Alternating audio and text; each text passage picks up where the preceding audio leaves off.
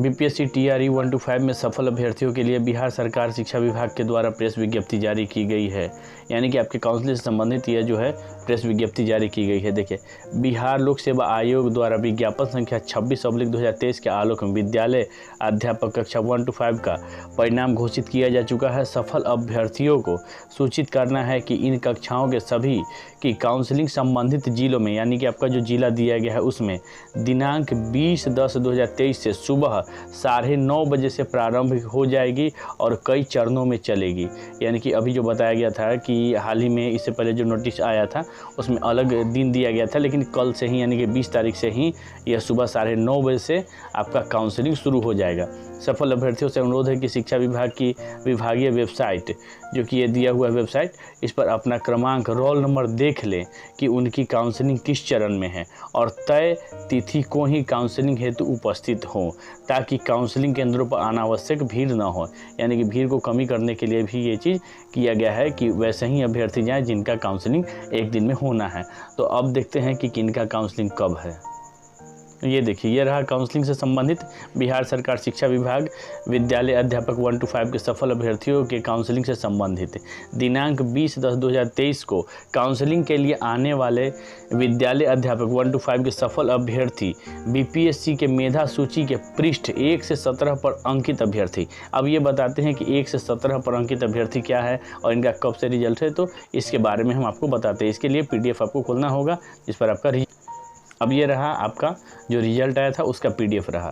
तो PDF में जाएंगे नीचे, ये देखिए पेज 2 हो गया, फिर पेज 3 हो गया, फिर पेज इसी प्रकार से नीचे की ओर देखेंगे 10 हो गया, फिर 12 हो गया।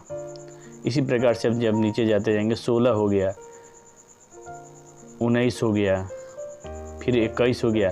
यानी कि आपका जो भी रोल नंबर आता है, मान लीजिए हम ये 68 18 34 इसको हम सर्च करते हैं और फिर इसको देखते हैं कि कौन सा पृष्ठ में आता है। खुद आपको पता चल जाएगा कि किस पृष्ठ के लिए हो रहा है बात। देखिए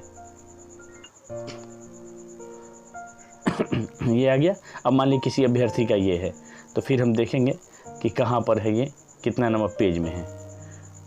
तो देखिए मिला लेते हैं, नीचे पेज की तरफ बढ़ेंगे, पेज नंबर नीचे दिया हुआ होगा,